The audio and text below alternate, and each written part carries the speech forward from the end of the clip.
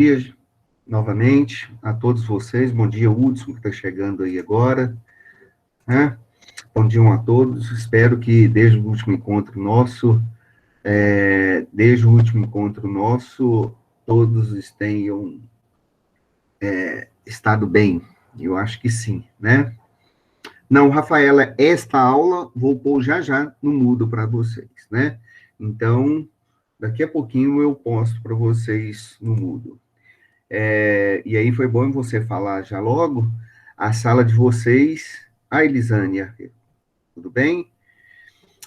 A sala de vocês está pronta lá no Moodle, né? Deixa eu compartilhar a tela aqui rapidinho, só para mostrar para vocês, tá?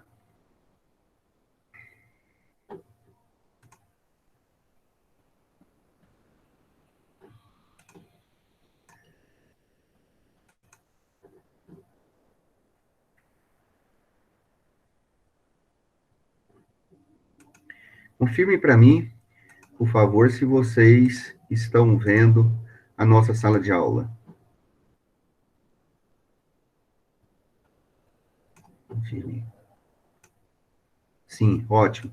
Então já está lá, tá, gente? A nossa sala de aula. Nossa sala de aula, a nossa sala de aula, ela ficou pronta ontem, tá? E agora de manhã eu inseri as disciplinas nossas aqui. Então, vocês entrem no portal Moodle, tá? Direito Eleitoral. Aqui está o noturno, mas já estou passando para o... Peraí.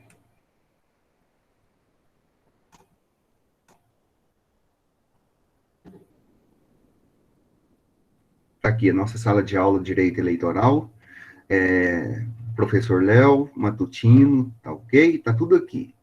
Então, aqui em avisos, tá? A partir de semana que vem, segundo a orientação do professor Marcelo, em combinação com os representantes das turmas, então nós vamos inserir e mandar avisos aqui para vocês toda semana. Então, vocês entrem no portal Moodle, a partir de semana que vem, o link da aula vai estar aqui, tá? O link da aula. Então, aqui hoje, nós temos, no tópico 1, então, nós vamos trabalhar alguns temas específicos do direito eleitoral. Então, nós vamos fazer as nossas aulas em blocos, né? Em blocos. Então, nas aulas 1, 2, 3, 4 e 5, vocês vão encontrar no tópico 1 todo o material de apoio nosso, das nossas aulas, tá? Aqui com você, para vocês, tá?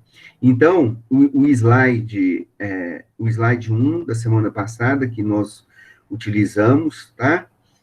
Que é a introdução à disciplina. Um instante que eu estou recebendo, pessoal. Nós usamos esse slide aqui, e aqui na parte de baixo aqui, ok? Tá escrito assim, aula de Direito Eleitoral, que é a aula nossa 1, tá? Aí é só você clicar nela, tá? Ela já vai automaticamente lá para o site do YouTube, ok? E aí tem a nossa aulinha, a nossa aula gravada, tem 1h40 de aula gravada. E aí não tem problema para vocês assistirem, porque ela já está zipada e ela está convertida. Para quem está no celular, pode assistir normalmente as aulas, né? Então, estou voltando aqui. Agora, hoje, na nossa aula, eu vou colocar aqui 2 slides, tá? Os 2 slides já estão aqui embaixo para vocês. Nós vamos trabalhar esses 2 slides, o slide 2 e o slide 3, que é o conceito do princípio do direito eleitoral, tá? E aí, Rafaela, a aula está sendo gravada, na hora que nós terminarmos de gravar essa aula, eu venho aqui novamente e posto para vocês. E aí os dois representantes, os representantes das duas turmas, terceiro e quarto período aqui matutino, avisem depois, por favor, que a aula 2 já vai estar disponível aqui e convertida, e aí quem quiser assistir, assista aqui diretamente, tá? Eu sempre irei colocar o resumo da aula nossa. O resumo da aula também vou colocar sempre após as nossas aulas presenciais. Não dá para a gente fazer isso antes e disponibilizar para vocês. O resumo. Estou postando também um livro em PDF para vocês, que é um livro para vocês pegarem e consultarem sobre a disciplina do direito eleitoral, que faz parte da nossa grade, que está no referencial bibliográfico da nossa disciplina, e aí eu vou colocar esse livro. É um livro extenso, com muitas páginas, para quem queira aprofundar aí sobre os diversos assuntos que vamos trabalhar com vocês durante a semana, tá? Durante esse semestre. Então, tem o livro e também disponibilizarei para vocês o... Também disponibilizarei para vocês uma apostila, tá? E essa apostila também é material das nossas aulas. Ok? Joia. Joia, então. Então, vamos começar a nossa aula, propriamente dita, né? Logo após, tá, Rafaela? Então, depois que a gente termina aqui, me dá um tempinho aí de converter o vídeo, aí eu jogo no YouTube e vocês terão, e aí vocês terão o acesso, beleza? Gente, na semana passada, né? Na semana passada,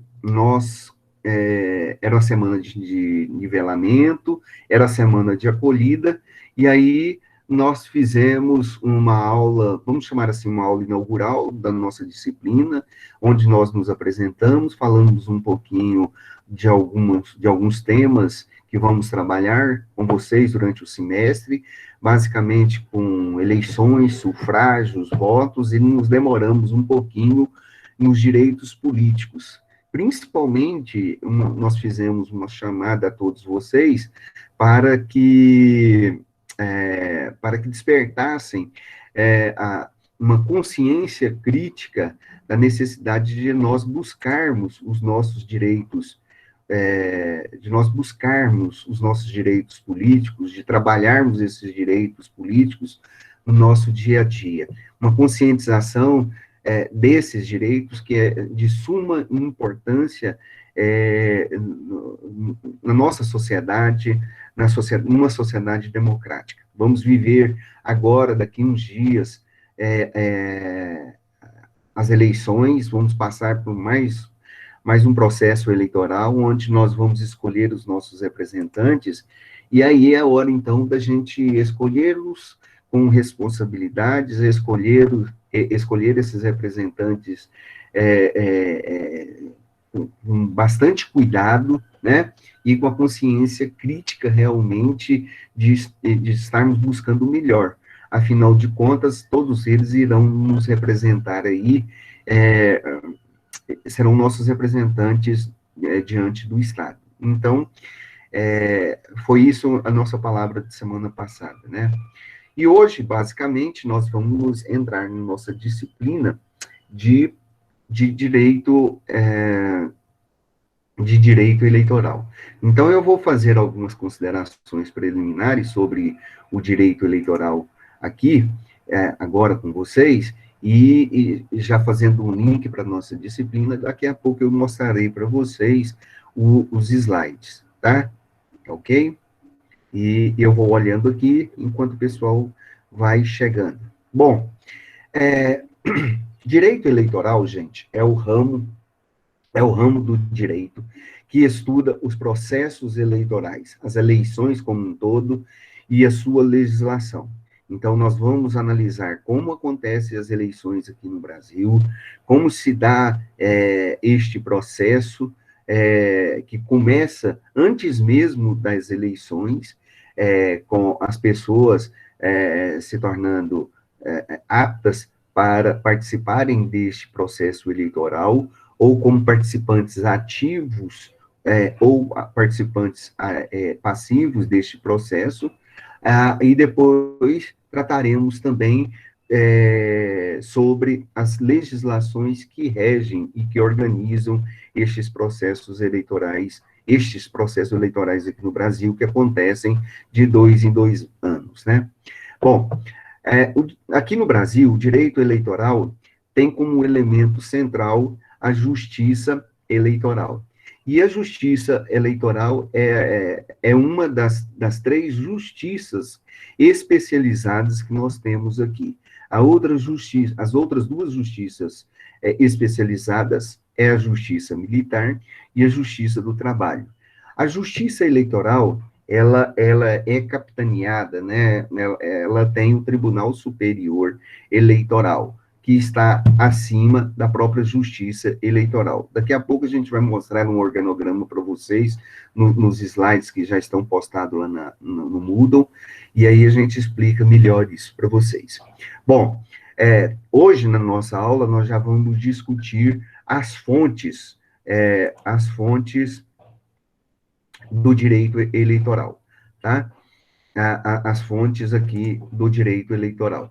E a principal fonte do direito eleitoral, logicamente, é a nossa Constituição Federal de 1988.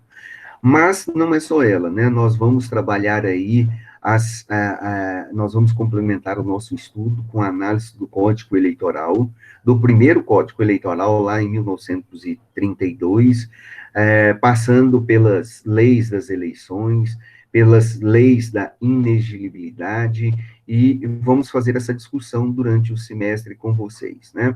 Ora, para nós mantermos uma estabilidade dentro de uma democracia livre, né, a análise do direito eleitoral, com seus procedimentos objetivos, tanto no que diz respeito para os eleitores, quanto para os candidatos, dentro desse processo, dentro do pleito em si, é de fundamental importância. Nós precisamos entender isso para exercermos, inclusive, o fundamento básico da própria democracia. O fundamento básico da democracia é a soberania popular. Vocês já estudaram isso lá com o professor Tebergen em ciência política. Os gregos foram os primeiros a debater esse assunto, foram os inventores da democracia, e para os gregos, os cidadãos, eles tinham o direito, então, de escolher os seus próprios candidatos e participar ativamente das atividades públicas dentro da polis. E, ao decidir, ao escolher, ao participar, eles estariam exercendo a sua própria soberania popular. Essa soberania popular, ela era exercida por meio do voto, né? Então, as pessoas iam para as praças públicas, as pessoas iriam ali para as praças públicas na Grécia Antiga, nas chamadas ágoras, e ali as pessoas se reuniam e debatiam os assuntos relativos à polis. E ao debater, todo mundo podia dar a sua opinião, algumas pessoas especificamente, né, poderiam votar, mais especificamente os homens, que eram considerados os cidadãos natos, ali na Grécia Antiga, eles votavam e escolhiam seus candidatos. Então, os gregos, eles inventaram a democracia, e o elemento fundamental é a soberania popular, que se expressa por meio do voto. Aqui, hoje, para nós, não é diferente. A expressão máxima dessa soberania popular, aqui no Brasil, é o sufrágio universal, tá? É o sufrágio universal. E nós vamos estar discutindo com vocês também durante o semestre. Bom, a justiça, outro ponto que nós temos que destacar é sobre a justiça eleitoral. Como nós já falamos, essa justiça eleitoral, ela se classifica como uma justiça especial ou uma justiça especializada, que é uma área específica do próprio direito público, que vamos também analisar, que do direito público, que analisa as eleições como um todo, tá? Essa justiça eleitoral, ela nasceu em 1932, tá? ela nasce em 1932, juntamente com um Código Eleitoral. Então, surge o Código Eleitoral, que estabelece um conjunto de leis e regras para ordenar ordenar as nossas eleições, e, logicamente, tem um juízo, uma justiça específica que vai coordenar o funcionamento dessas eleições. Bom,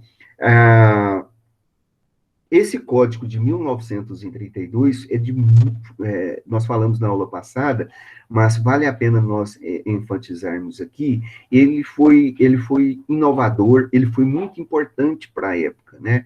Pois ele influenciou, inclusive, na própria criação da Constituição de 1934, tá? Uma Constituição, a Constituição de 1934 de Getúlio Vargas. Por que ela foi importante? Por que ela foi inovadora? Porque foi ali que foi instituído, foi inaugurado o voto secreto, tá? O voto secreto aqui no Brasil foi inaugurado nas eleições a partir de 1932. Por que isso fez com que o quê?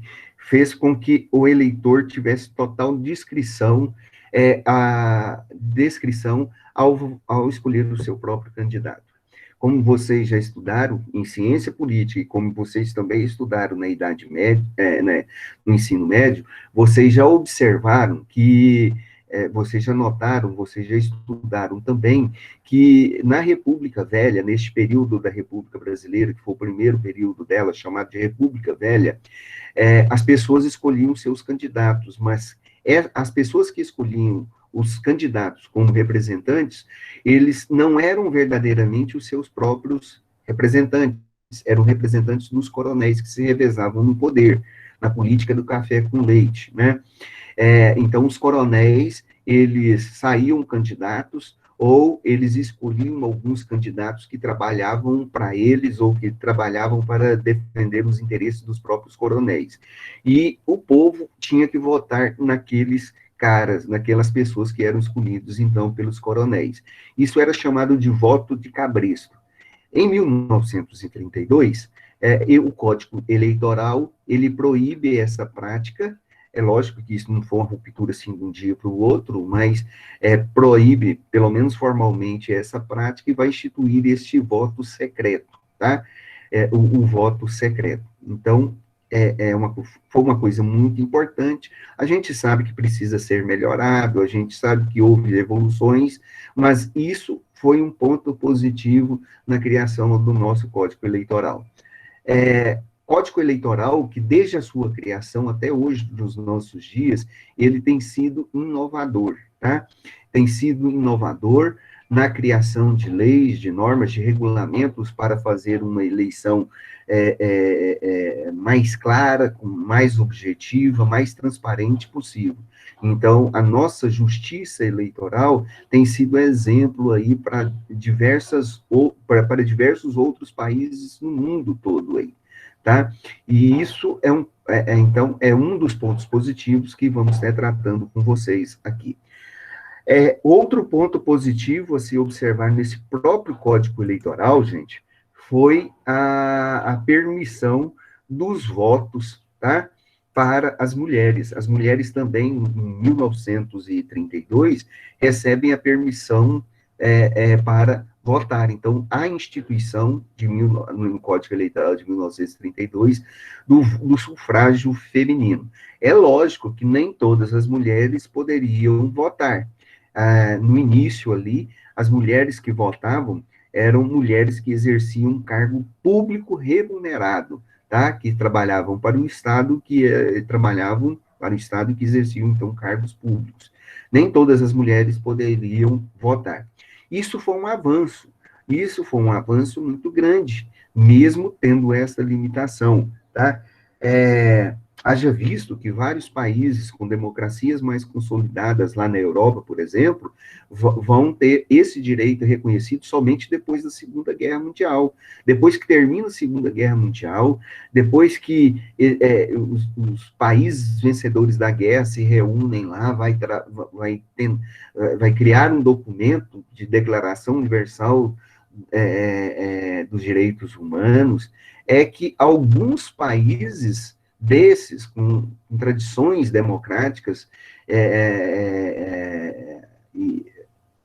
que vai que vai instituir, então, o sufrágio feminino, tá? Então, essa é uma outra inovação, beleza? Bom, mas ainda falando sobre a justiça eleitoral, tá? Lembrando que acima da justiça eleitoral nós temos o TSE, que é o Tribunal Superior Eleitoral, que é a última instância do nosso ordenamento, que é para cuidar da questão das eleições. Abaixo nós vamos ter aí os tribunais regionais eleitorais, que são em segunda instância. Depois nós vamos ter os juízos eleitorais, que são os juízes de primeira instância, e das juntas específicas, que são criadas como órgãos constituídos somente em época de eleição, tá?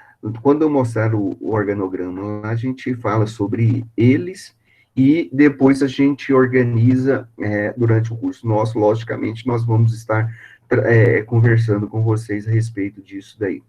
Bom, retomando uma coisa essencial que tem que ficar guardadinha no imaginário, na cabecinha de vocês, no imaginário de todos vocês, é a questão da soberania nacional, da soberania popular, tá? A soberania popular é característica fundamental do Estado Democrático de Direito aqui no Brasil, tá? É a soberania popular, os dirigentes, o Estado tem o poder, do Estado brasileiro, tem o poder de dirigir, tem o poder de administrar, de criar, de desenvolver políticas públicas, mas tem que fazer isso para obedecer à vontade geral do povo, como Rousseau falava lá no seu contrato social. Tem que obedecer tem que criar políticas públicas, tem que criar programas políticos para obedecer à vontade geral do povo, os interesses do povo de uma maneira geral, tá? Temos que colocar isso na cabecinha e colocarmos e entendermos isso daí. Por isso que desde o primeiro período, sempre nos cursos de direito, lá na disciplina de ciência política, já tem essa apresentação deste tema para vocês, para que isso fique guardado e que seja muito incentivado dentro do nosso curso. Bom, em todas as democracias livres, então, tá, a soberania popular, a soberania nacional de um país, ela é sustentada pela própria vontade do povo, tá? E aí vai supor-se que os governantes e os legisladores escolhidos, tá, livremente, que vai supor que os governadores, que os governantes serão escolhidos livremente pelo povo, e que esses governantes, eles deverão fazer aquilo que o povo quer que façam, busquem os interesses da própria soberania deste povo. Segundo ponto que nós queremos destacar é que esta soberania, ela fundamenta-se no sufrágio universal. O sufrágio universal é que vai justificar e que vai validar, que vai legitimar a atuação dos nossos governantes, tá? E nesse sentido aí, quando falamos em sufrágio universal, tá? Nós devemos lembrar que nesse quesito, é que não há restrições, principalmente restrições éticas, sociais, econômicas, para que o indivíduo ser eleito ou eleger uma pessoa. Pelo menos em regra, não.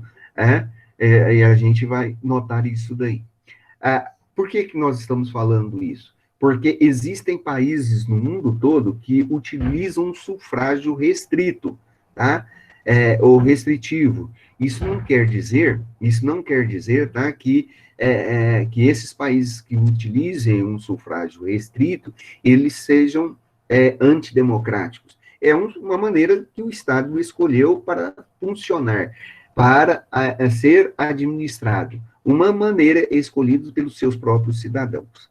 Bom, mas o sufrágio, então, restrito, também presente em vários outros países do mundo todo, é, é, a, é um tipo de sufrágio que impõe algumas restrições para as pessoas escolherem os seus próprios candidatos ou serem escolhidos como candidatos.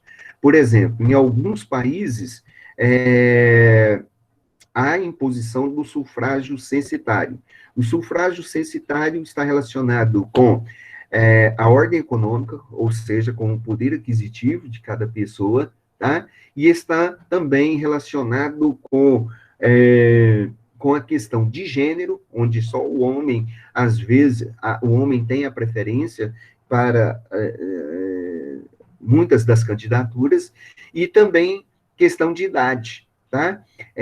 Onde algumas pessoas que são mais velhas têm ou devem ter a condição de exercer determinados cargos majoritários eletivos, tá bom? Isso aconteceu aqui no Brasil, isso também já aconteceu, tá?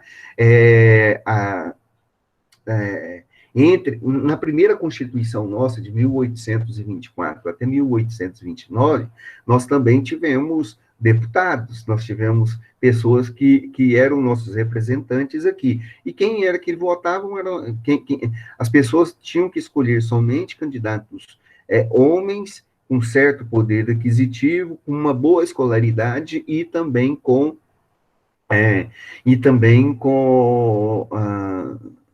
bom poder aquisitivo, tá bom? Bom, mesmo assim, muitos aqui possam estar perguntando ou possam estar imaginando que nosso processo de sufrágio, né, universal, ele é o melhor. Eu acredito que sim, mas a gente tem que lembrar que existem algumas imperfeições. Ele não é perfeito. Ele pode ser o melhor, mas ele não é defeito. Ele não é perfeito. Por quê? Porque nem todas as pessoas podem exercer a sua própria, nem todas as pessoas podem exercer a sua própria soberania popular. Por exemplo, os analfabetos, né, devido à sua limitação cultural, eles são inelegíveis e eles não podem participar dentro de um processo eleitoral. Eles podem até escolher em quem querem votar, mas não podem participar. Essa é uma questão que a gente é um pouquinho complicada de nós debatermos aqui agora, e nós não vamos fazer isso aqui, mas durante o decorrer do semestre a gente vai fazendo essa discussão. Portanto, nosso sistema de sufrágio universal é muito bom, mas ainda tem algumas imperfeições que precisam ser melhoradas. Nós vamos discutir outras com vocês durante o semestre aqui, e tem que ser tratado, inclusive, em certos aspectos, como um desafio, tá? Para que esse processo seja mais livre, mais dinâmico e mais participativo de todas as pessoas, tá? Aqui no Brasil, nós temos o Brasil é uma democracia direta, onde nós escolhemos os nossos representantes. Os cidadãos escolhem os seus representantes diretamente. Bem, existem outros países no mundo que são democracias semidiretas, tá? E escolhem seus candidatos de forma mista, tá? Escolhe alguns representantes, os representantes, eles são também escolhidos de forma indireta. Nós vamos mostrar isso aqui para vocês e vamos discutir. Dentro dessas próprias democracias semidiretas, é, nós temos alguns institutos democráticos que são muito importantes e que são muito utilizados nessas democracias, mais inclusive do que democracias como a nossa, né, brasileira, que tem uma democracia direta. O plebiscito, dentre esses institutos, nós temos aí os plebiscitos, os referendos e até a iniciativa popular, dos quais nós já comentamos com vocês lá na aula passada, ok? E nós temos também as democracias indiretas. As democracias indiretas são democracias onde os eleitores escolhem de forma indiretamente os seus representantes, né? Bom, uma outra característica importante para nós entendermos e analisarmos sobre o processo eleitoral aqui no Brasil é que o nosso sistema eleitoral, ele tem um monopólio dos partidos políticos, tá? Então, há um monopólio dos partidos políticos aqui. Os partidos políticos, eles são considerados como intermediários, eles são considerados pontes, como um elo de ligação entre a sociedade, nós, o povo, os grupos que compõem a sociedade e o Estado, né? Então, os partidos políticos, eles são essas pontes, são instituições intermediárias entre o poder estatal e os cidadãos. Por que que nós estamos falando isso? Porque aqui no Brasil, tá? Este monopólio, ele proíbe a eleição de candidatos independentes. O que quer dizer? Quer dizer que aqueles que não são filiados a algum partido político possa sair candidato em um pleito eleitoral, tá bom? Então, isso aqui isso não acontece aqui no Brasil. Alguns países, como por exemplo nos Estados Unidos, algumas pessoas podem sair candidatos sair candidatos de forma independente. É lógico, é bem verdade que o povo que vota, que escolhe lá esses candidatos, eles não dá muita importância para esses candidatos independentes. Segundo eles, a concepção é de que esses candidatos independentes, eles buscam defender a si próprios, e não o interesse da coletividade como um todo, e não tem posicionamentos ideológicos e nem políticos partidários, não tem uma bandeira em si, né? Bom, então, isso não é possível aqui, isso aqui não é possível no Brasil, tá? Outro ponto a se destacar, aqui, no que diz respeito ao nosso sistema eleitoral, é com os partidos políticos, a filiação partidária, né? Aqui no Brasil, há uma discussão muito grande sobre de quem que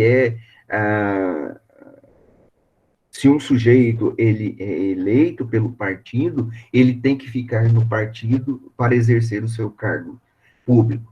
E aqui no Brasil, a filiação partidária é uma brincadeira de mau gosto, né?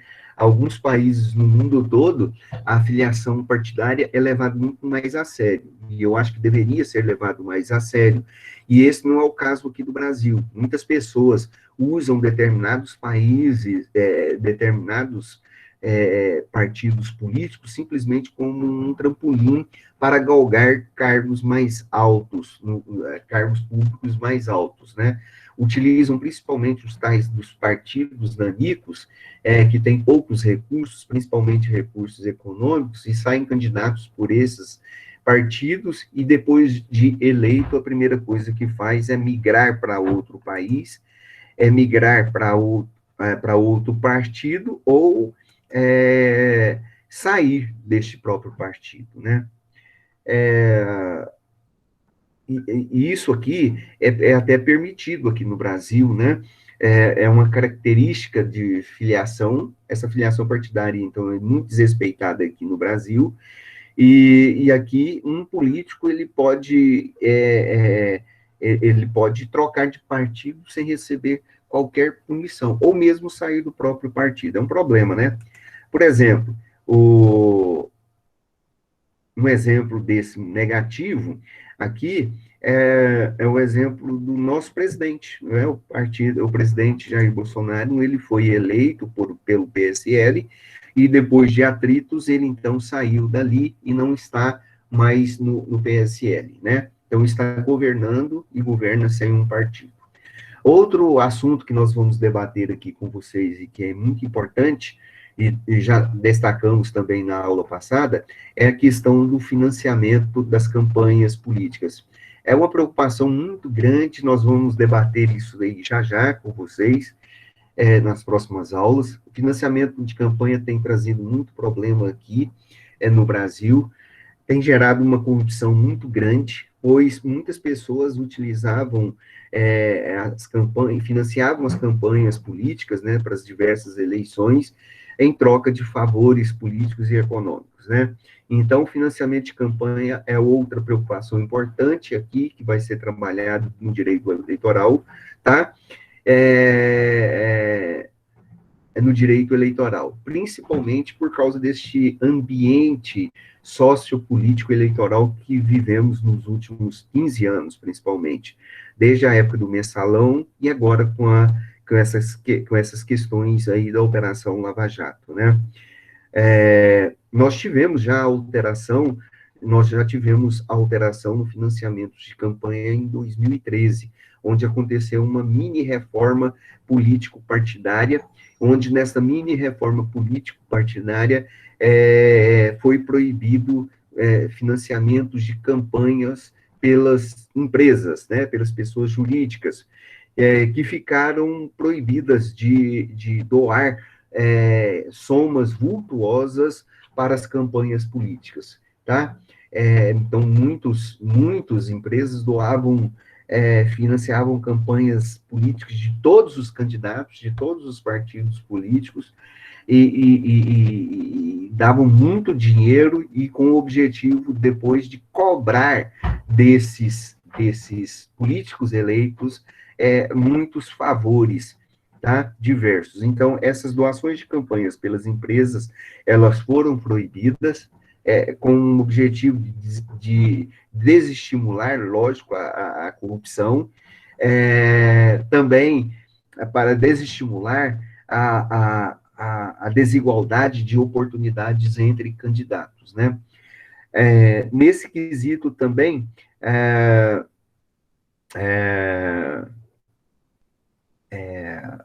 o TSE, né, ele proibiu o financiamento coletivo de candidaturas, de campanhas políticas por meio digital, e aí hoje o candidato, ele tem especificamente 4 meios de ter a sua campanha, de ter um financiamento para a sua campanha política. Lógico, o primeiro é pelos seus próprios recursos, né? Ele tem um teto para gastar e ele tem que gastar do seu próprio dinheiro, tá? Esse é o primeiro método. O segundo método, ele dependerá de recursos do próprio partido ou de recursos do fundo partidário, tá? Para isso. Depois a gente faz uma discussão dos fundos partidários também, né? Que tem. Então ele recebe do próprio partido ou do fundo partidário, tá? Um terceiro, ele pode receber doações limitadas de pessoas físicas. Qualquer pessoa pode pegar e pode financiar alguma campanha política, tá bom?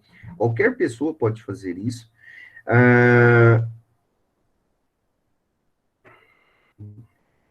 Qualquer pessoa pode pegar e ter, então, a sua campanha financiada.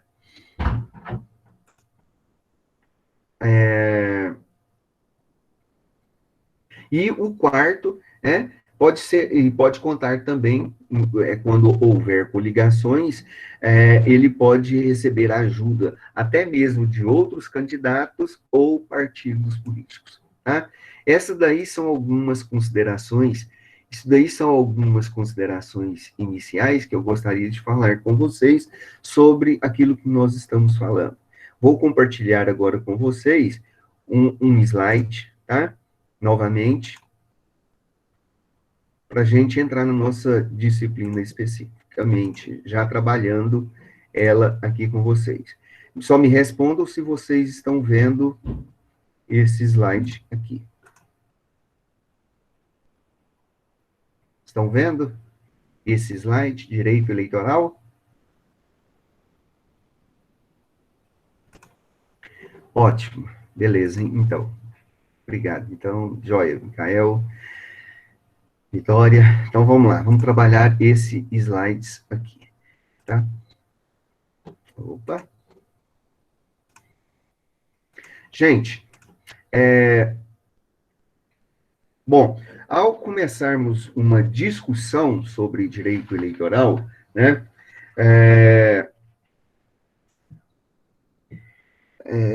nós vamos trabalhar o conceito, um conceito de direito eleitoral.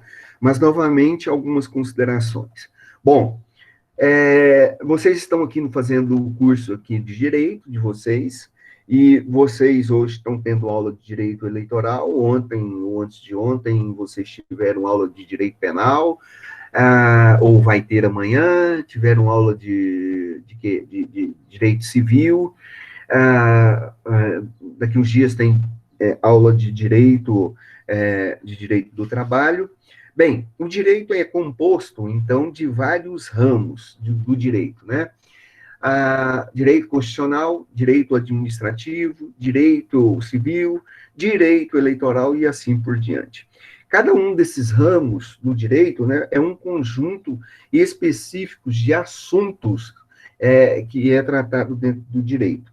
Então, por exemplo, o direito civil, ele é responsável por tratar essencialmente das relações entre as pessoas, de contratos, de contratos diversos, de casamentos, de sucessões e etc.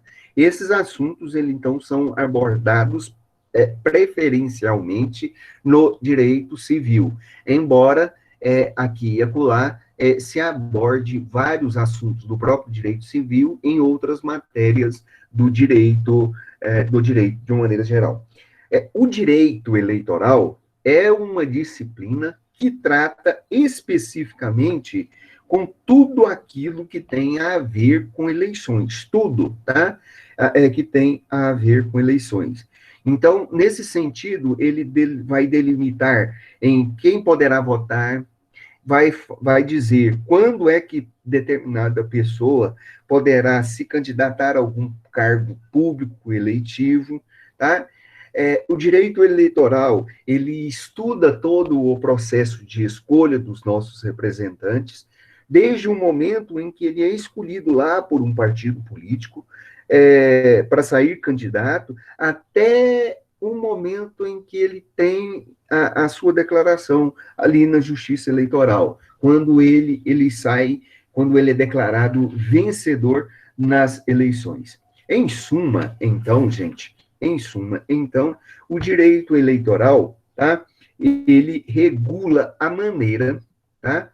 Ele regula a maneira pela qual a soberania popular, ela é exercida por cada cidadão, ok?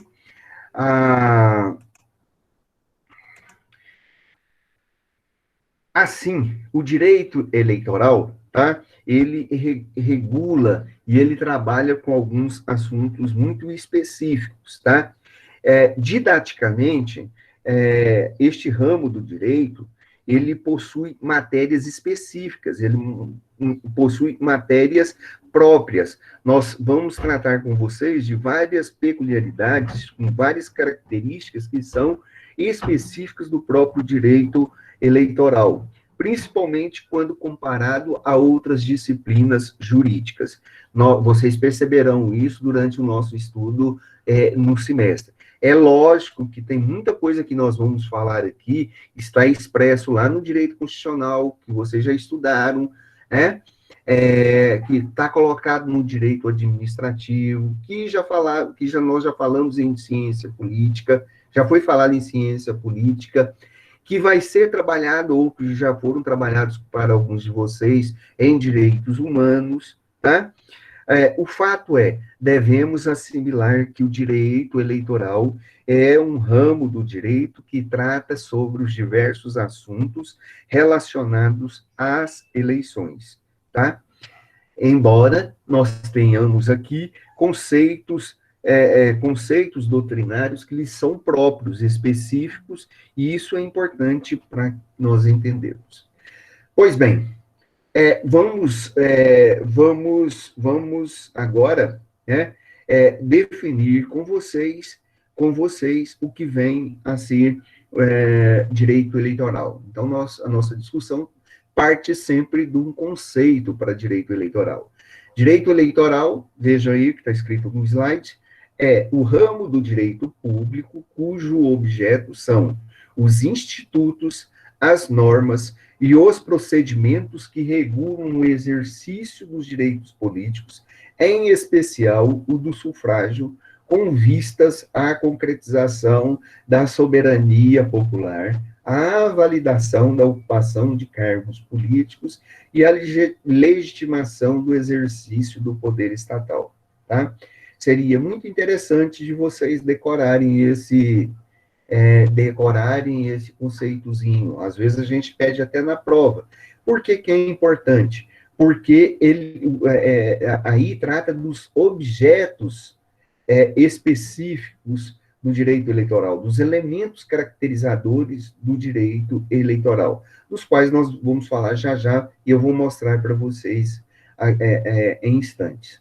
Pois bem, o direito eleitoral então, a disciplina, como já falamos, que trata prioritariamente de tudo que envolve as eleições, ou seja, de quem pode votar e quando votar, e assim por diante, né? Bom, como nós estamos trabalhando o conceito de direito eleitoral, e o objetivo agora é nós descobrirmos quais os elementos caracterizadores desse direito eleitoral, aqui tem dois conceitos para vocês de direito eleitoral, de dois famosíssimos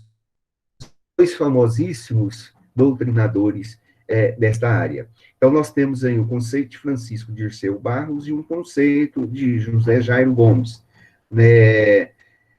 Vejam o que dizem. O direito eleitoral é o ramo do direito público, tá? Que trata dos institutos relacionados com os direitos políticos e das eleições, em todas as suas fases, como a forma de escolha dos titulares dos mandatos eletivos e das instituições do Estado.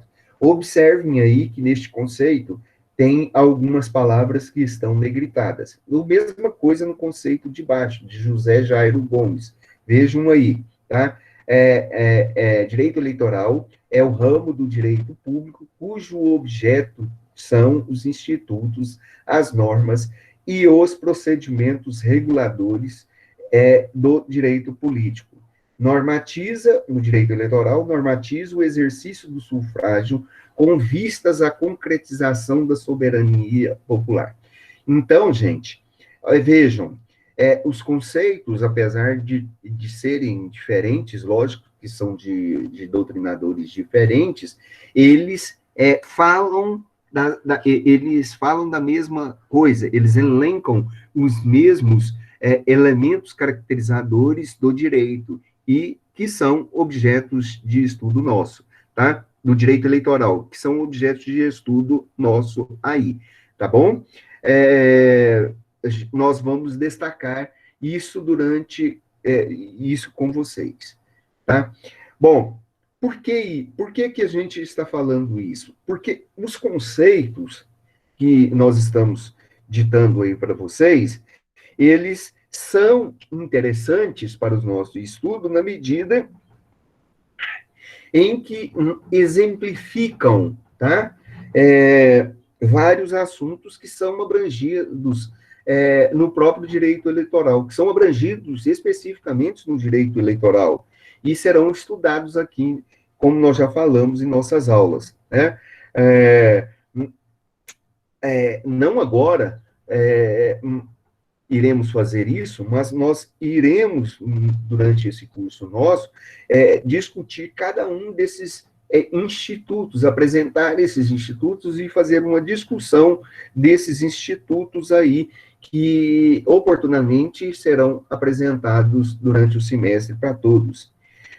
Destes conceitos aí, nós podemos identificar, tá? Dentre esses conceitos aí de Francisco Dirceu, de José Jairo Gomes, nós podemos identificar, então, os elementos caracterizadores do próprio direito eleitoral, né? Primeiro, vejam aí, e fundamental nós observarmos, o direito eleitoral é um direito, olha aí, gente, um direito público, tá? Deixa eu ver aqui só uma coisinha.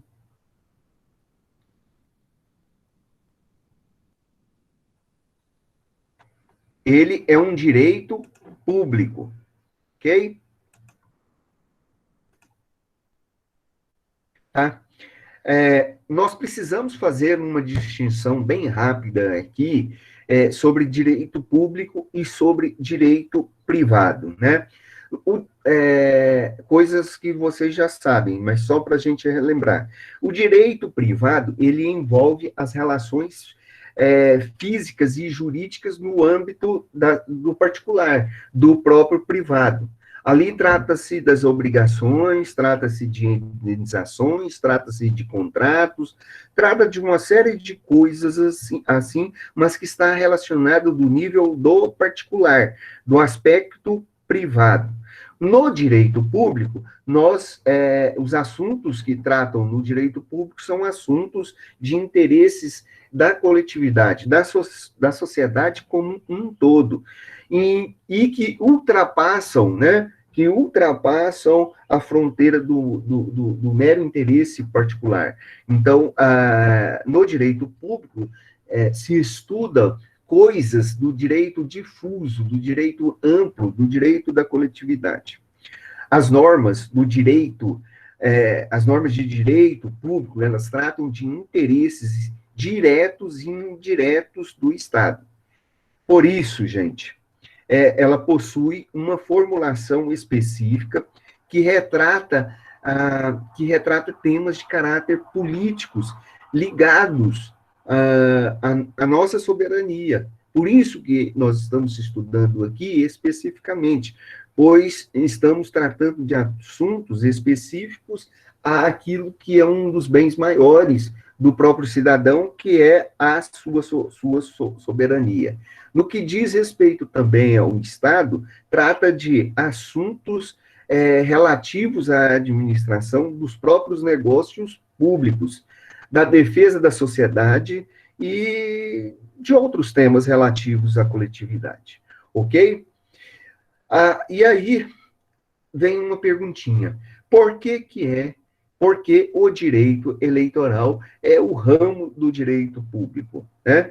Pelo simples fato do direito eleitoral ser uma disciplina que trata de como serão as eleições, de quem poderá votar, de quem poderá se candidatar a determinado cargo político, né? Então, esses temas aí são interesses públicos e são interesses da coletividade, são interesses da coletividade. Isso é imprescindível nós ressaltarmos, tá? E que vocês precisam aprender isso. Ponto. Este é um elemento caracterizador do direito eleitoral. O segundo elemento caracterizador do direito eleitoral é este aí que vocês estão vendo. O direito eleitoral possui institutos e normatividade própria. O que significa isso? Que por possuir institutos e tem normas próprias, é uma matéria autônoma, é um direito autônomo. Logicamente que não é um direito superior especial, nada disso. Nós estamos querendo dizer aqui para vocês que o direito eleitoral é uma disciplina que possui uma autonomia didática e científica, e por isso é tratada de maneira autônoma, tá? E aqui, por quê? Porque nós iremos estar abordando com vocês aqui temas que se destacam, como está escrito aí, o alistamento, a capacidade eleitoral, os partidos políticos, a ineligibilidade, tá? A tem uma hora que a gente enrola a língua, né? Inelegibilidade. Bom, ademais, a disciplina possui diversas normas específicas, né? Como o direito eleitoral, leis das eleições, leis dos partidos políticos, a lei da inelegibilidade. Essas leis, elas disciplinam as regras e os princípios da área Constituição, tá? Além disso, não é somente essas normas específicas que nós tratamos aqui como um nosso assunto em direito eleitoral, tá?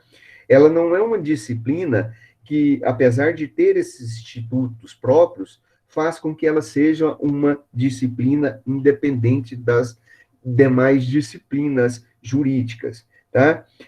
A questão da autonomia aqui é para dizer que, tal como o direito constitucional ou o direito administrativo, ela tem intersecções. Há uma interdisciplinaridade muito grande com essas disciplinas.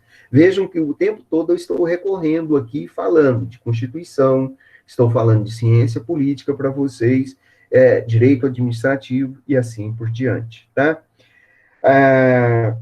Bom, isto porque, tá? Isto porque as normas do direito eleitoral, tá?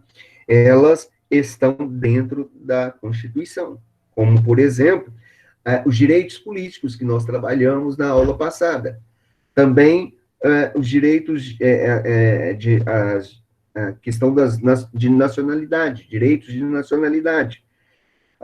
As regras gerais relativos aos partidos políticos, a própria organização da justiça eleitoral.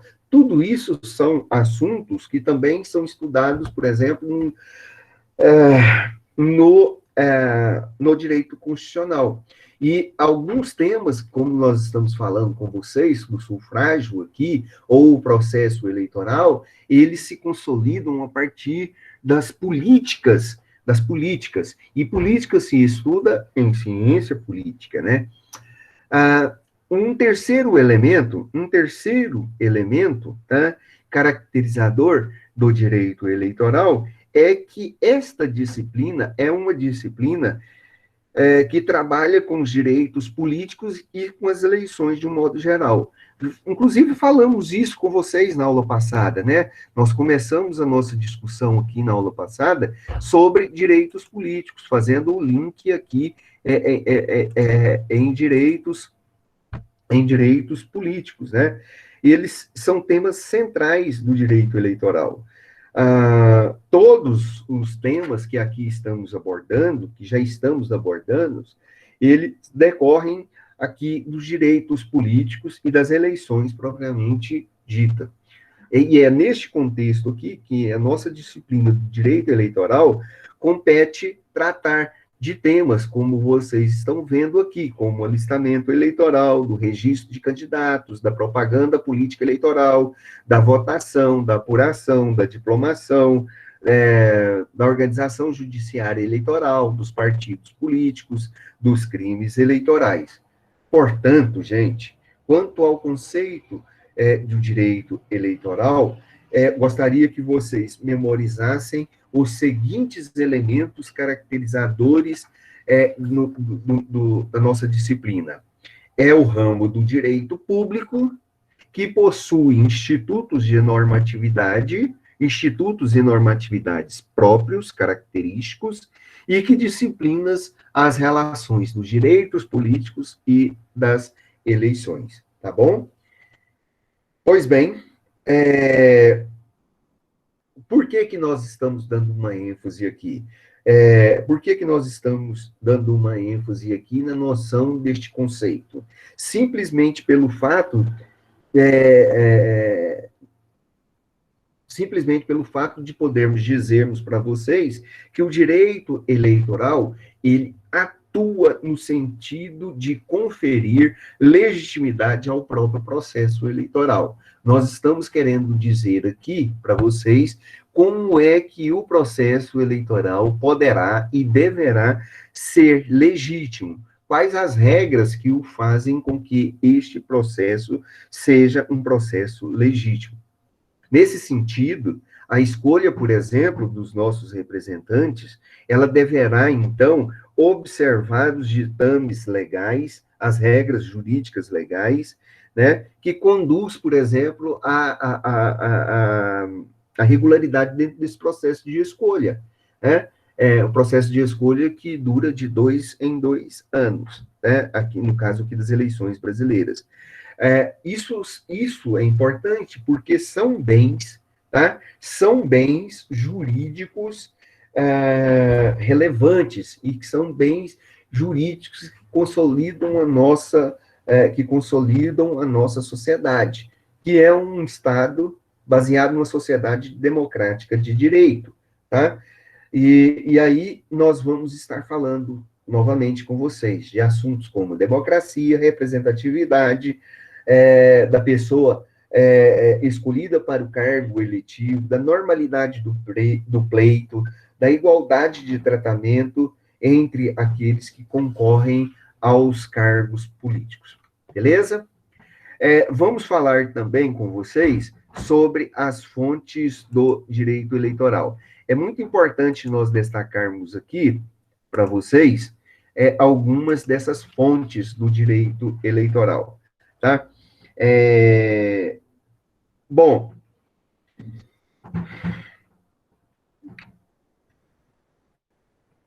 por quê? Quando nós falamos em fontes, né? Quando se fala em fontes, esta expressão fontes, ela se refere à origem, se refere ao nascedouro, se refere ao surgimento. Então, quando nós estamos falando da fonte do direito eleitoral, nós estamos nos referindo a modos de elaboração e revelação da própria norma jurídica. Então, nós estamos querendo aqui com vocês, ao falarmos de fonte do direito, tá? De mostrar para vocês de onde surgiram as leis do direito eleitoral. Quais são as fontes da discussão do direito eleitoral, tá? Fonte, aqui neste caso, então, é aquilo que dá origem ao direito, ou mais especificamente, as normas jurídicas. Vocês, quando estudaram lá no primeiro período, ou no segundo período, teoria geral do direito, vocês estudaram as fontes do direito. E nós temos muitas. Nós temos as fontes materiais, nós temos as fontes materiais, nós temos as fontes formais do direito, nós temos as fontes primárias e secundárias do direito, né? Vocês já estudaram essas hierarquias dessas fontes, lá, principalmente na pirâmide de Hans Kelsen. Bom, mas aqui nós não vamos falar sobre isso. A ideia nossa aqui agora é simplesmente identificar a fonte desse direito. Nós não vamos falar e enunciar e estudar essas fontes aqui com vocês. O objetivo do nosso estudo não é para isso aqui, tá? Aqui. Então, o direito eleitoral possui possui uma estreita ligação, como vocês estão observando aí, uma estreita ligação com o direito constitucional. Né? É ali que nós vamos, é a fonte nossa principal da nossa discussão, onde nós vamos trabalhar aqui com vocês durante este semestre. Basicamente, dos artigos 14 e artigo 17. Além do resumo, do texto que eu vou deixar para vocês, é importante que durante a semana, vocês leiam, né? Que vocês leiam aí a Constituição, principalmente dos artigos 14 a 17, ok? Não é o único, né? Não é a única fonte da nossa discussão. Além da própria Constituição, nós temos aí o direito eleitoral, que está previsto no Código Eleitoral, tá? Principalmente a partir da lei número 4.737 de 1965, na lei de ineligibilidade, tá? Que nós vamos trabalhar, na lei complementar número 64 de 1990, que trata dessas ineligibilidades das leis, na lei orgânica dos partidos políticos, ou seja, na formação dos partidos políticos, formação, consolidação dos partidos políticos, estrutura dos partidos políticos, finalidade dos partidos políticos, tá? Que é a lei número 9.096/95, e na Lei Geral das Eleições, que é a lei que regulamenta os pleitos eleitorais, tá? Que é a Lei 9.504 de 1997, logicamente que várias dessas leis, elas são alteradas por diversas resoluções do TSE, que nós vamos discutir com vocês. E muitas dessas resoluções, como vocês sabem, elas não são leis, mas elas possuem forças de lei, ou seja, elas servem de referência para a nossa discussão. Além do mais, nós vamos trabalhar com vocês os princípios eleitorais que regem o direito eleitoral, né? Vejam bem, existem aqui está 3, 5, 9 princípios que são muito importantes na realização do sistema eleitoral brasileiro, tá? No sistema eleitoral brasileiro. Vejam bem aí, vocês estão vendo, nós temos aí o princípio da democracia, o princípio da soberania popular, o princípio republicano, o princípio federativo, o princípio do sufrágio universal, o princípio da legitimidade, o princípio da moralidade, da probidade, da isonomia. Então, nós vamos estar discutindo esses princípios com vocês. Esses princípios são importantíssimos na realização de qualquer pleito eleitoral. Por exemplo, uma eleição só deve ser realizada por causa deste princípio democrático, que é a ideia de que todas as pessoas podem escolher seus candidatos de maneira livre para serem os nossos representantes. Isso aí é conferido porque isso é conferido a este processo graças à soberania. Soberania significa poder acima de qualquer coisa, né? Vejam, nós temos autonomia e nós temos soberania popular. A autonomia significa que o poder significa que as regras, elas são sujeitas a uma outra regra. É um poder, uma espécie de poder limitado. O poder soberano significa summas potestas, significa poder superior, acima de todo e qualquer poder. Essa é a característica, essa é a qualidade principal da soberania popular. O povo é dono do poder. O povo é dono, é o poder. Então, as eleições, os nossos representantes, eles receberão parte deste poder para desempenhar as funções de representação do povo de uma maneira geral. E quando as pessoas forem nos representarem, estiverem eleitas para nos representar, eles terão o seu, eles usarão parte do nosso poder para governar, legislar, fiscalizar, respeitando a nossa vontade. E eu gosto de destacar aqui, nesse sentido, tem muitas pessoas que são eleitos, né, e depois de eleitos eles falam, o poder é meu, eu faço aquilo que me dá na cabeça, de acordo com aquilo que eu penso que é certo. Infelizmente, este é um problema sério, né, que acompanha muitos dos nossos legisladores, porque na prática, o poder de nos representar não foi dado a ele, não foi ortogado ao sujeito, né, que foi eleito, mas foi delegado pelo povo a ele para nos representar. Então, a discussão aqui dos princípios, é importantíssimo para nós termos uma concepção, ampla desta realidade. A gente precisa entender isso daí, né? Existem princípios eleitorais implícitos e explícitos, que nós também não vamos tratar aqui agora, né? Mas é importante nós observarmos que as regras, tá? As regras jurídicas, as normas jurídicas, eles são enunciados jurídicos tradicionais, que prevêem uma determinada situação fática, sempre do qual, nessas considerações fáticas, sempre haverá uma consequência jurídica, né? Sempre que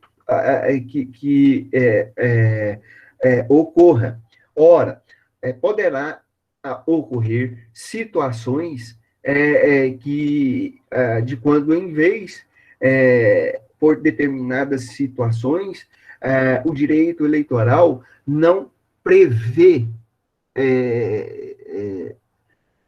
soluções ou consequências específicas,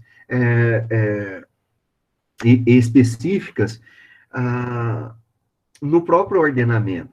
Então, o direito eleitoral, ele não pode se esmiscuir-se, né? Eles não podem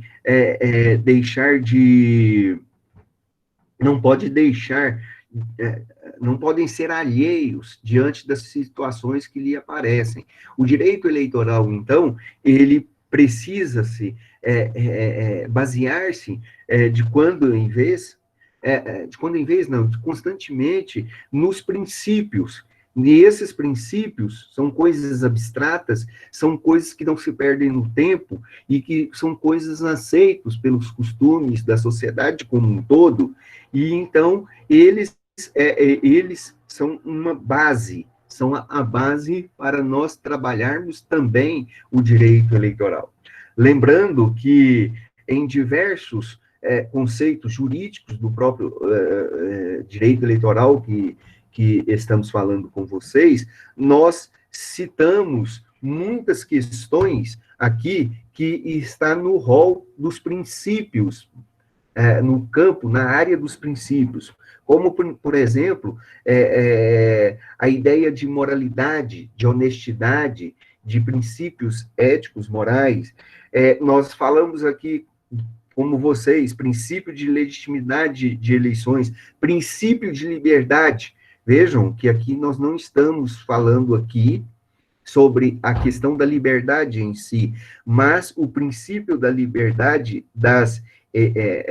do voto, ela está relacionado com o processo eleitoral e está relacionado com o princípio da democracia, da soberania popular, o princípio republicano do sufrágio universal. Vejam que há um entrelaçamento disso daqui, né?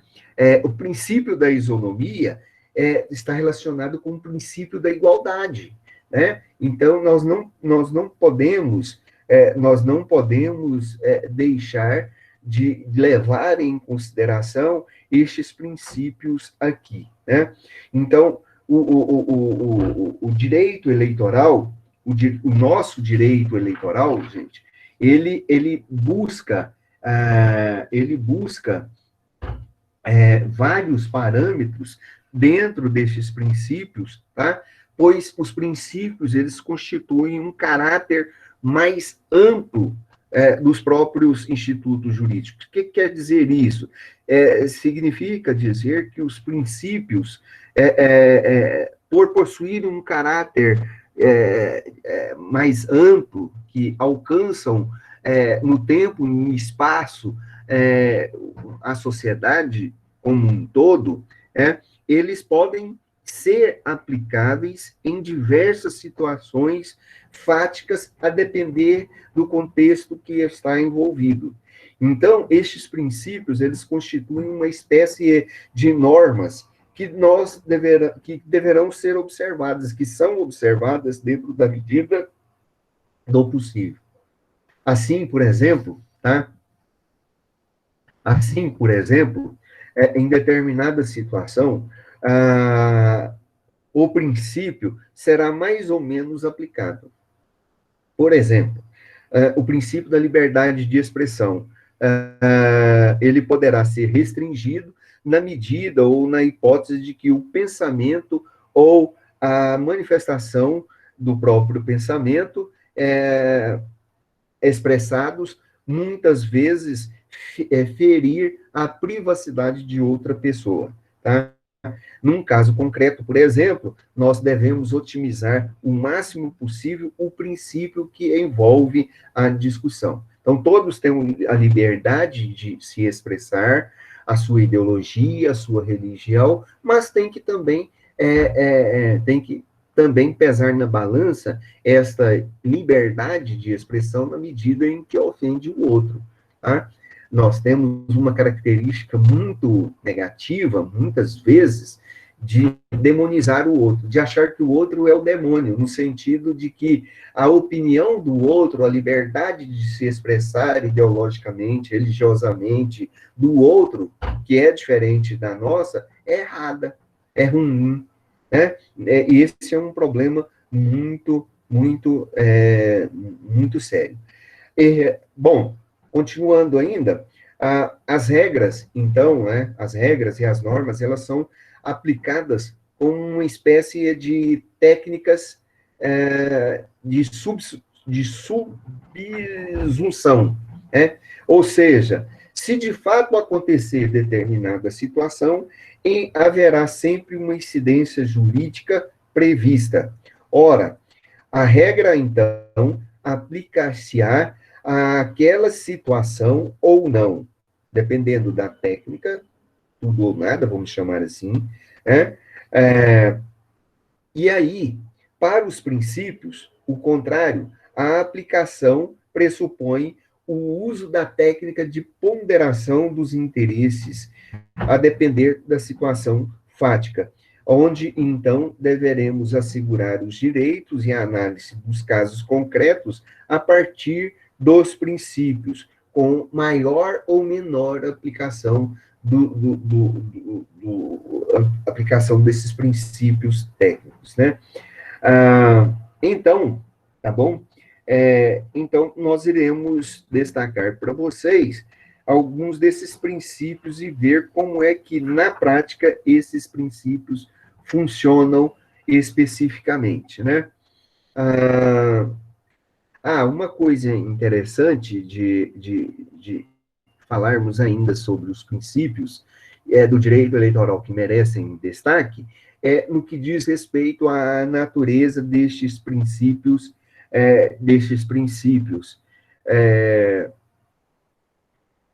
Por quê? Porque esses princípios, eles se fundamentam em regras de modo que constituem a ratio, a norma fundamentada, né?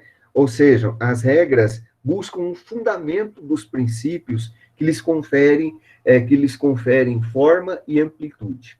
Ou seja, Vocês já estudaram que as regras, elas, desculpa, vocês já estudaram, nós estamos falando aqui com vocês, que os princípios são gerais, e eles se aplicam-se a diversas situações, porque possuem uma carga valorativa muito alta, aceita pela sociedade. Então, em razão disso, os princípios muitas vezes serão utilizados aqui para justificar a aplicação da regra jurídica.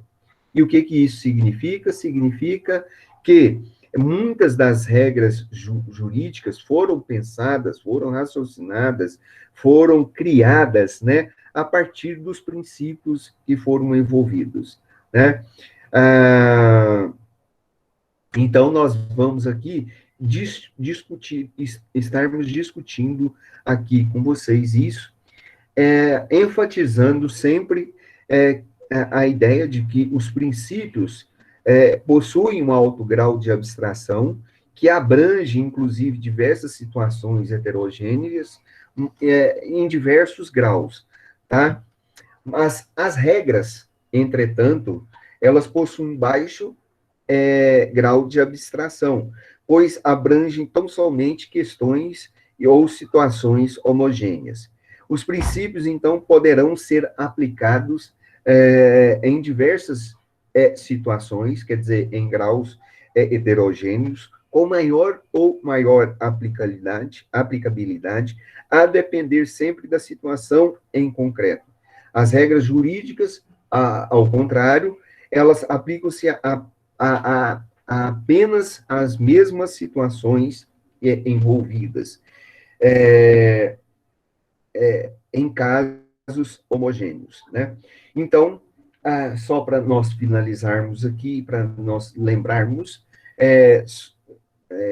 da importância desses princípios e das regras especificamente, é que as regras, elas são mandatos de determinação, só para diferenciar rapidamente aqui, são mandatos de determinação, são aplicação de subsunção, utilizam-se a técnica do tudo ou nada, buscam fundamento nos princípios, possuem um reduzido grau de abstração e indeterminabilidade, e a aplicação é direta para determinados casos concretos e de forma imediatos. Ao contrário dos princípios que têm que tem a aplicação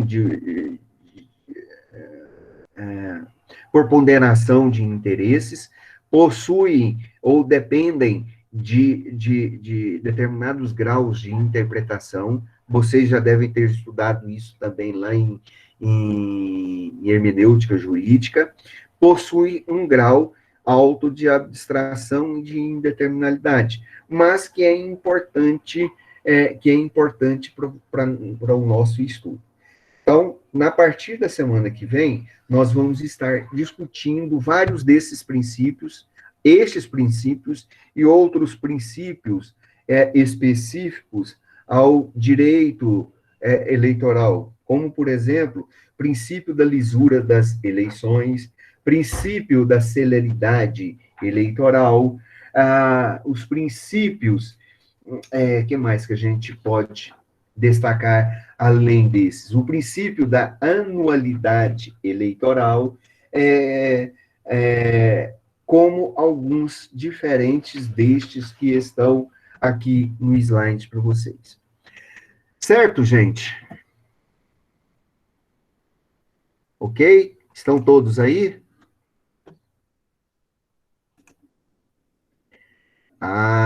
Então tá bom. Ok, gente?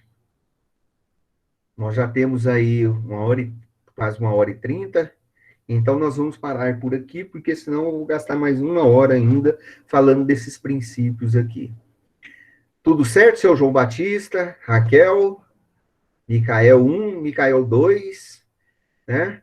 Bruno, Ana Júlia, as Anas, tudo bem aí? Só deu 24, tá faltando mais. 25, tá faltando mais.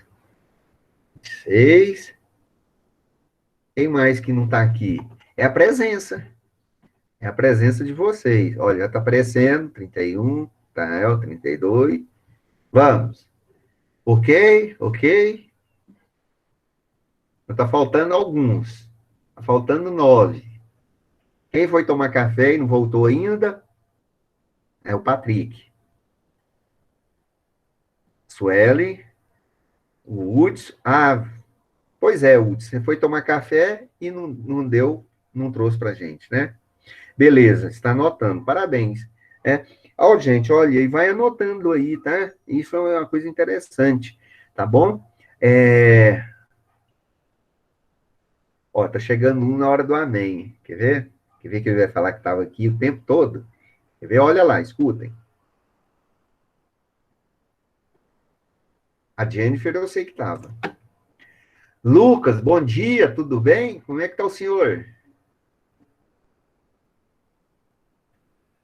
Você dormiu na nossa aula, Lucas? Jennifer, fala bom dia aí. Lucas, Lucas, semana passada ele apareceu. Bom dia, Lucas, tudo bem? Aí ele deixou a câmera dele aberta, né? E aí eu vi a cara dele, ele tava numa cara de sono, gente. Ele tava eu acho que ele não dormiu naquela noite, né, Lucas? E hoje você veio esperto, Lucas? Do exército? É verdade? Que é isso? Serviço militar obrigatório aonde? Infelizmente, por quê, Lucas? Tem que aquela cara de sono que você tava, porque TG, é TG, Lucas, que você tá? Pois sim, Lucas. Pois sim. Ó, aqui nesse perfil seu, você tá feio do mesmo jeito do que tava naquela de semana passada, tá? E continua feio do mesmo jeito, tá bom? Deixa eu te falar, você fica aqui no TG, é? No TG, parabéns. Conhece o Getúlio? Vou falar pro Getúlio levar vocês para correrem aqui. Ele é o príncipe da turma. Ah, por quê, Rafaela? Eu vou falar para o Getúlio colocar você para ficar correndo em volta aqui do Parque Ipiranga. Aqui. Eu vou falar que você dá conta de tirar 10 quilômetros tranquilo, tranquilo, tranquilo. Tá bom? Ou então pro menino lá que toma conta do TG. Eu moro aqui do lado, aí eu vou falar isso. E se você não der conta, colocar você de sentinela um dia. Né? Vou fazer isso, você pode deixar. Vou falar isso. Ele é meu amigo e eu vou falar para o Getúlio que você vai tirar 10 quilômetros. Você dá conta de tirar 10 quilômetros? Aliás, você não dá conta, né? Pela cara, eu acho que você não dá conta. Mas vou falar para ele que se quebrar seu galho, vou falar para ele que você vai dar conta de tirar 10 quilômetros em 1 hora e meia. E que você chega morto. O Lucas? Tadinho. Lucas, pela sua cara, pela sua cara, se você quiser correr, eu ainda quebro o galho. Depois a gente faz uma apostazinha, né? Pela minha idade, pela sua, eu corro 5 quilômetros a mais do que você. Hora dessa quer valer uma dessa? Eu tô sim, Laís, pela cara dele. Porque você não imagina a cara dele semana passada. Gente, é, bom dia então para vocês. Nós vamos ficar por aqui hoje, tá bom? Daqui a pouco, Rafaela,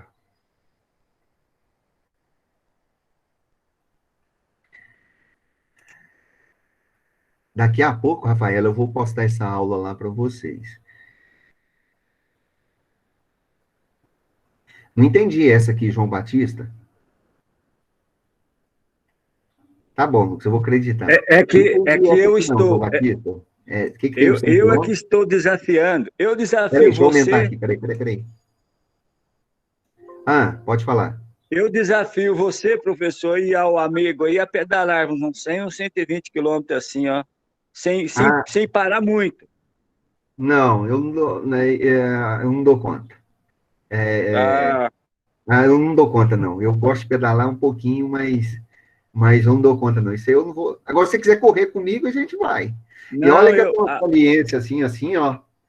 Eu tenho uma saliênciazinha não, na barriga, né? eu já fui bom nisso. Hoje não posso devido à coluna. Eu fazia 15 quilômetros, fazia 20, Mas eu tenho. 12. Hoje eu não dou conta. Pois é, mas eu tenho 3 hérnias de disco, tá? L1, Eu, L2 e S1. E tô eu correndo. tenho duas, L4 e L5. Nós vamos parar por aqui, né, gente? Vamos, Porque vamos, senão vamos. vai virar um chororô aqui agora, daqui a pouco, aqui de doença aqui. E vai virar uma competição, né, Laís? Né? E aí esse trem não vai dar certo, né?